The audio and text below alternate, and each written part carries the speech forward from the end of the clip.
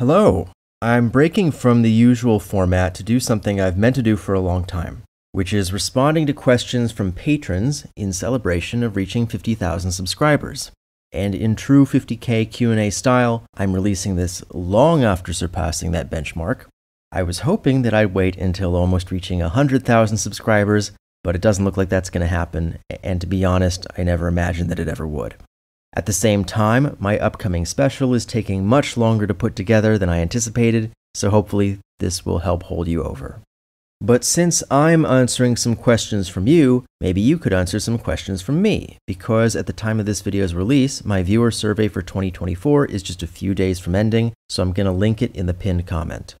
Before taking questions, I did lay out some ground rules. First of all, I didn't want to answer any specific questions about the videos themselves. This is mostly just my job, and while I am interested in Jewish history on a personal level, I mostly made this my career because I didn't see anyone else giving Jewish history the conventional history tuber treatment, and I was unemployed.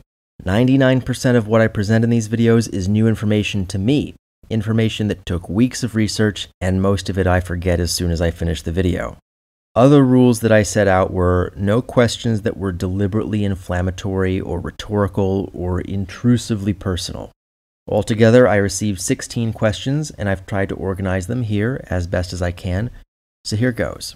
Travis Sutherland asks, chocolate or cinnamon babka? I have no idea. I've never had babka. Vince Fitzpatrick asks, I hope this doesn't qualify as too personal, but what's up with your idiolect?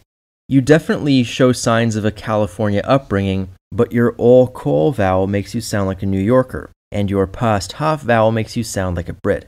What do you consider the most significant influences on how you talk? Okay, yeah, I know I sound like Oppenheimer. This isn't too personal, but it's also hard to explain because I've never had to. First of all, this isn't my native accent. I'm originally from Pasadena, which is in California, but linguistically is an enclave of what academics call the Northern Cities Shift.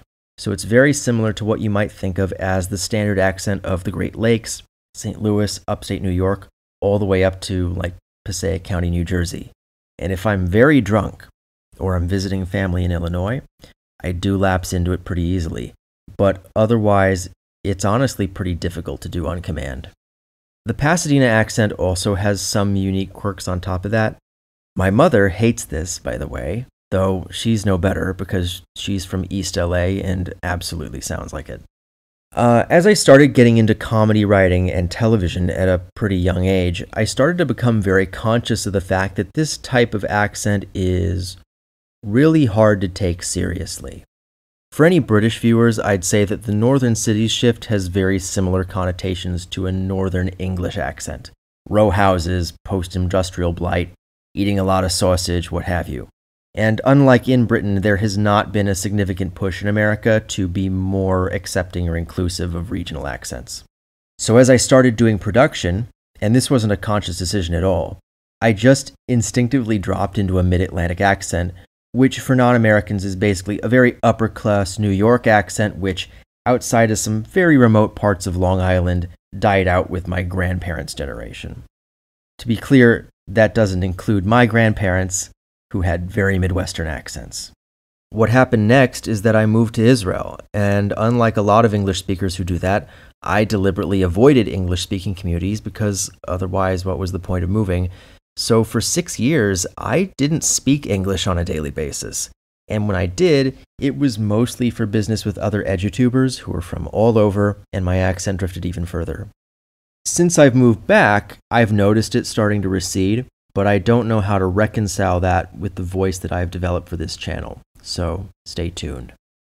Hadrian Moran asks, excluding Hebrew, are there any other primarily Jewish languages that you'd like to learn, are learning, are particularly fascinated by, either alive or extinct? So for background, English is my first language. I also speak Spanish, Hebrew, and some Italian. Growing up, I didn't have much occasion to immerse myself in anything other than those languages.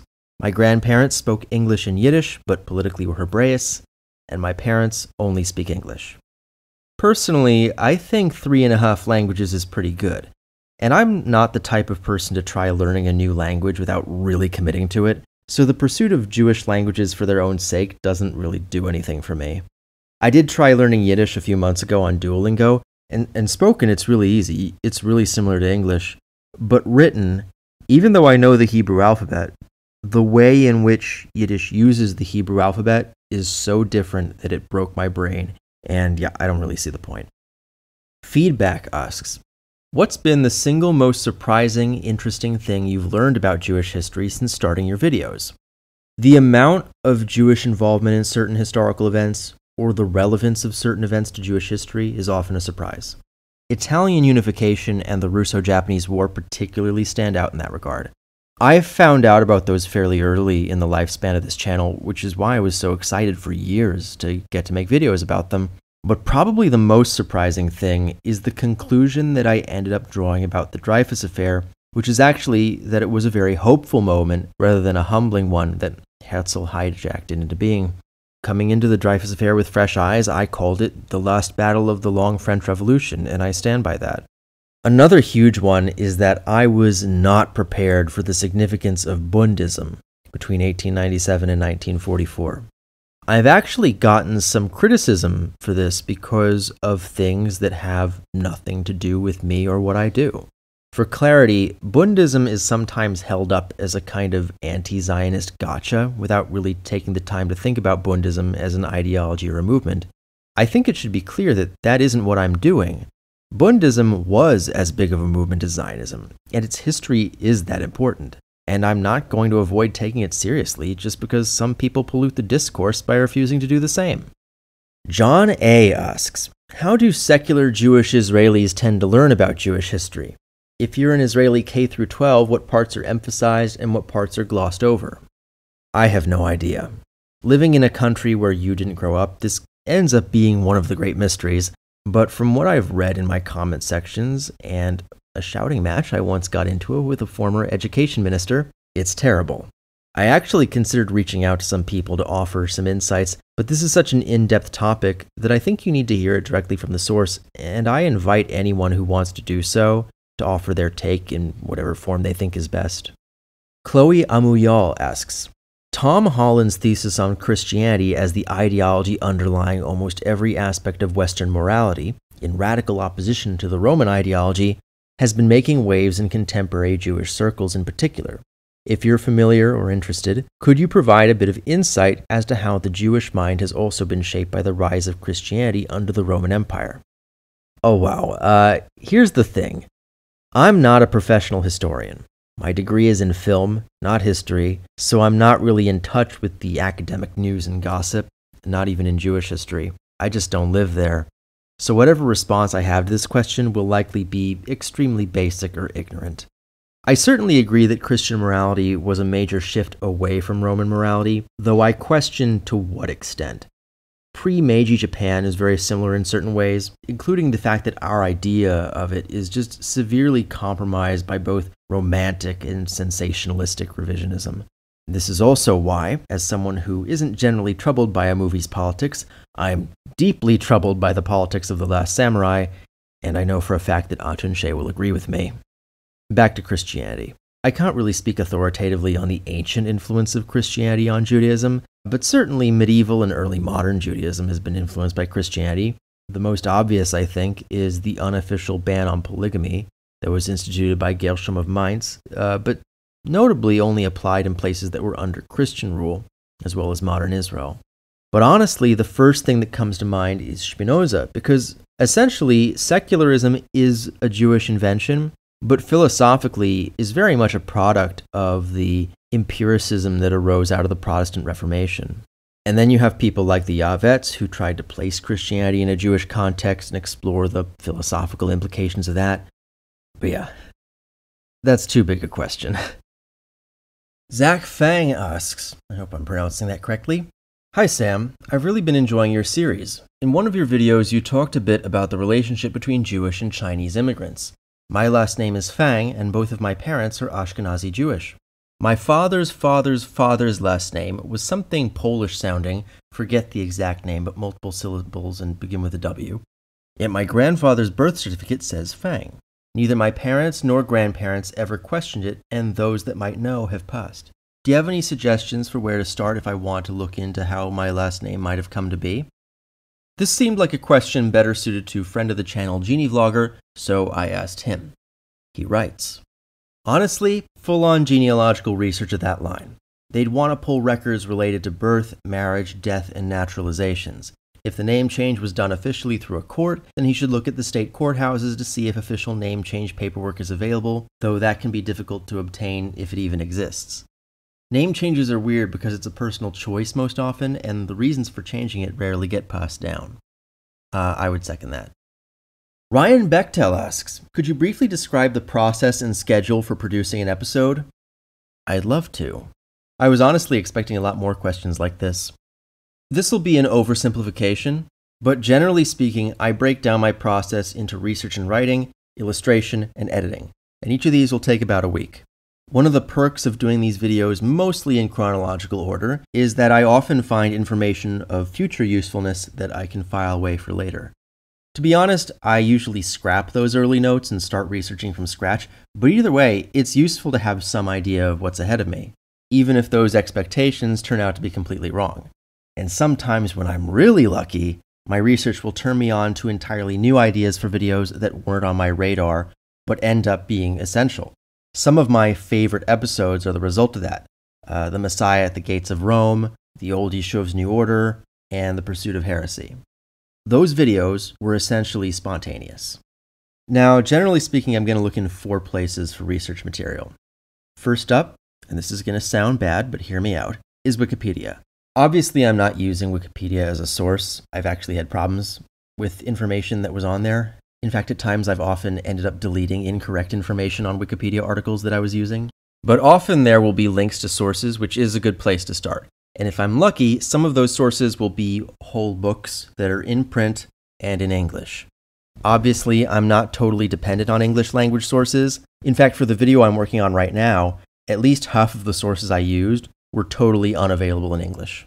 And if I have to use a non-English source, I will. But it is what I'm most comfortable with. And you'll notice that a lot of my footnotes, which I started doing with World War I, are, in any given episode, referring back to 1 or 2 or 3 main sources, and they're usually full books. Another place I'll go to is JSTOR, which is a huge hub of academic research papers.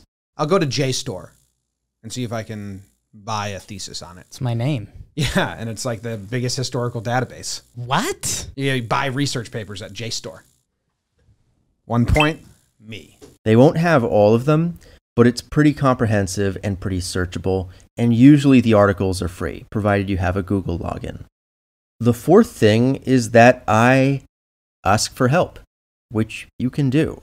I'm linked to a number of educational YouTuber Slack chats, and I'd say that most of what we do there, other than complain about the state of the world or YouTube being horrible, is sharing resources. If you look at my end credits, you'll often see Ancient Americas, Soma's Academy, Civil War Week by Week, and that's because they have access to stuff I don't by virtue of their more academic backgrounds. And honestly, I just get a lot of leads from the comments. Almost every video, someone will ask me, do you plan to cover X? And I'll think to myself, I've never heard of that, but I'll file it away from the future. And if not for those kinds of comments, I'd never have made the videos Resistance Through Yiddish or An Introduction to Bundism, which are kind of bad videos in my opinion, but in retrospect, it's crazy that I didn't always plan on making them because they set up a lot of important things for later on. So while doing research, I'll end up taking lots of notes, and hopefully at some point I'll have organized everything I've collected into some semblance of an outline, whether it's organized by location, chronology. Each episode is different, which is one of the hardest things about this job. And sometimes, when I have difficulty articulating my thoughts into coherent narration, I just have to force it and hope that it isn't as terrible as I think it is. And it usually isn't. But at a certain point, I'll have completed a first draft, which I'll then send off to my script editor Anna, who's a complete outsider to Jewish history, and thus the best possible person to tell me how to make what I've written easier to understand. At the same time, I might run my script by some fellow YouTubers whose special subject matter overlaps with the topic I'm covering, but that's purely a professional courtesy. I don't have an expert panel like CGP Grey. From that point onward, I'm just cutting more and more out of the script. Between the script edit, rehearsal, recording the voiceover, and editing the video, I typically lose between 1 and 5 minutes worth of narration. usually because what I've written is in some way unnecessary. In the meantime, I spend at least a full week on Adobe Illustrator, drawing portraits, city maps, and other graphics I know I'll need. The final stretch is editing, which is probably the most challenging process for my stamina, but mentally is pretty undemanding. Generally speaking, I'll aim to complete 8 minutes of finished video each day, or about 1 per hour, and after it's uploaded, I'll manually compose the subtitles in English and Hebrew, which takes 1 or 2 days. And then it's on to the next one. AJ Eckstein asks, how do you celebrate the completion of a video? Is there a particular video you are especially excited to complete? I'm excited to complete any video. If it's a video I think is really good, then I'm proud. If I think it's bad, then at least I'm done with it. It really is just the relief at having completed a task and having just advanced through the history itself. Like I said, this is my full-time job. So finishing a video is such a regular occurrence that I don't really have a reason to celebrate because I just have to keep moving forward. Matthew Brotman asks, what made you decide to take on such a huge project? I didn't know it would be such a huge project. Obviously going in, I had several influences, and in those early videos, I think it can be pretty obvious who they were, but my model for the character of the series as a whole was Crash Course. So what I originally had in mind was a very broad strokes sociological perspective that I, at least in theory, boiled down to 19 episodes. Presumably, at the time you're watching this, I've released 87 episodes, and I could probably make 87 more. Drunk Little Sheep asks, have you considered a foray into short-form content? My background is in television, and you'll notice that my videos steadily got longer until reaching a kind of standard at 30 minutes. That's not a coincidence. If my videos were more like explainers, maybe short-form content would be possible, but being so story-based and character-based, they kind of resist compression into shorts, and I personally have no mind for that kind of thing. Thomas Petrone asks, I'm president of a nonprofit that operates a low-income apartment for seniors. One of our tenants, whom I assumed was African American, chided me. She told me her maiden name was Kornblatt and her family were Jews from Dutch Guyana and Suriname. This tripped my curiosity. Very little research showed me there's a significant Jewish community on the northeast coast of South America. Will you be looking at that, do you think? First of all, and there's no way you could have known this is exactly the type of question that I seem to get the most, and I never want to answer. Because making promises and setting expectations about what you will and won't cover just seems like a recipe for disaster. Plans change. Sometimes videos don't work out. I've had bonus videos that have failed. I've had crossovers that have failed. I have things I've never released. Even for the regular videos, my understanding of what's coming down the line ends up sometimes being wrong. So revealing plans just seems like bad practice. However, in this case, I will come out and say I have no plans to make a special about the Jewish history of Guyana or Suriname. When it comes to specials, there are so many that are of more interest to the viewership and to me personally that I just cannot ever imagine reaching that point. No offense to your tenant. There have been, at various points, very small Jewish communities in both places. Guyana actually had a Jewish president in the 1990s. But I can imagine at least 6 countries in South America that I would want to cover first. Saul Cohn asks, how do you feel about the videos as we approach the both history and trauma-laden World War II era? Is it exciting, intimidating, something else? I don't know. I don't really think about it because I don't see myself as having a choice. The only way I'm not going to do it is if I'm dead or in a coma. With that said, I do have some strong feelings about the opportunity that covering World War II presents. Because I'm not an expert in Jewish history, I'm pretty much always coming into a new topic with an open mind. However, from the very start of this channel, I saw myself as having a responsibility to present Jewish history in a way that was not only more accessible to the general public, but also resisted simplistic, easy narratives. Narratives like the Bible as a single historical source. Narratives like medieval Muslim world tolerant, medieval Christian world intolerant. And without diminishing the significance of the Holocaust, which I will cover in great detail as part of the war, The degree to which it has consumed the popular imagination of Jewish experience in the war is deeply problematic. I have no shortage of experiences with either Israelis or Americans who aren't Jewish, who just assume, to my face, without a second thought, that I must be the grandchild of Holocaust survivors, when in fact that's rarely true of Jewish Americans. I don't have the exact statistics at hand, but let's think about this.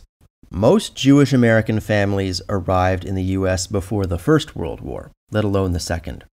About 2/3 of Europe's Jewish population was killed in the Holocaust, but half of the world's Jewish population at that time didn't live in Europe. So the American Jewish experience and the British, Canadian, Australian, Moroccan, Palestinian, Brazilian, and to a certain degree the Soviet Jewish experience of the Second World War is primarily an experience of war. It is of soldiers, sailors, Marines, airmen, essential workers, politicians, artists, scientists. In my experience, popular historians who are part of a marginalized group tend to feel a lot of that same pressure to create a space to appreciate the strength and the triumph and the contribution of their people that's more than just wallowing in misery. Even though that misery is real, to allow it a monopoly on other people's understanding of your story is dehumanizing. And insofar as I have a mission for World War II, it is to highlight that where it tends to get forgotten. There's also an overlapping popular misconception I've noticed, particularly among British people, that tends to assume that pro-Nazi sentiment in the US pre-war was a lot more popular than it actually was, and that's something I also want to tackle. Sean Thomas Kane asks, as you're getting towards the end of your World War I videos and moving further into the 20th century, are you considering how your channel will develop once your Jewish history series is completed? I hear this a lot, and I understand why, but we have a long way to go. I've now been doing this for 5 years, and there's enough material I haven't covered to do it for 5 more. I will say that there often seems to be an expectation that pretty much all of my videos after World War II will be about Israel, which tends to be how the history is taught. And that's a framework that I have no interest in replicating. Though I definitely expect there to be more Israeli history as we move forward, it certainly won't be all of the Jewish history post-war. Like, even today, the majority of the world's Jews don't live in Israel. And like, up to the start of the 1970s, Israel only had the 3rd largest Jewish population of any country. So why would they have a monopoly on Jewish history post-war? Jamie Hadov asks, once you reach Jews today, do you plan to continue making YouTube videos? That's never going to happen. Like I said about the dangers of planning, I don't want to tie myself to any specific goal. But as we progress through the 20th century, there are 2 dates that loom large in my mind. The first is 1989, and the second is 2007. And some of you will have already figured out why, because one is the year I was born, and the other is the year I turned 18. Entering the 1990s, I would expect to start diversifying my channel more with bonus content, travel stuff, food stuff, specials, maybe even venturing into other channels. I've built up a huge portfolio here that I think makes a lot more people interested in what I have to offer just as a creator. My hope would be that I'd be more financially secure by then. And honestly, I wish someone had asked me about the finances of the channel so people could get a better understanding of that. But given the trajectory of this channel, if I ever have 100,000 or 200,000 subscribers by that point, or I get picked up by some third party like Nebula, I think it'll be safer to start diversifying in that way. But when it comes to the point of covering historical events from my own adult life, I think that's a really bad idea. First of all, I think it would be pointless. I don't know if any of you watched The Crown, but by far the biggest criticism of the final 2 seasons of that show is that it covered events that had unfolded fully in the public eye, and which were still too recent to have produced any new perspectives. So talking about things that happened less than 20 years ago in Jewish history would just be a rote repetition of things that were already in the news, and there's nothing I could add to that. Another element of it is that having read first-hand accounts for my work from people like Jabotinsky, I don't think I can approach my own adult lifetime with an open mind in the way that I otherwise have been. Jayski asks, Your videos have gotten longer and more detailed over time. Would you ever revisit the ancient era with longer content? I don't know. I definitely understand why that would be desirable, and I often think about what I could have done better and how much I would like to be able to improve on it. But there's a cost to doing that, and for now, I'd rather keep moving forward with new stuff before going back and revisiting what I've already done. And that's the 50,000 Q&A. Thank you so much for 50,000 subscribers. Hopefully someday we'll get up to 100,000. I could not be more grateful, and I also could not be more grateful to the patrons who offered their questions or have just quietly supported me through the years. Many happy returns.